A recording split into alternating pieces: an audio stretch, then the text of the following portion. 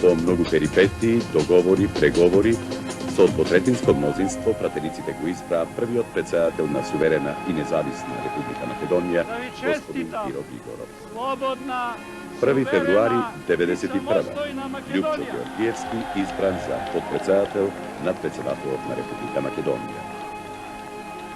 20 март 1991. Избрана првата македонска влада, премиер Никола Кјусев.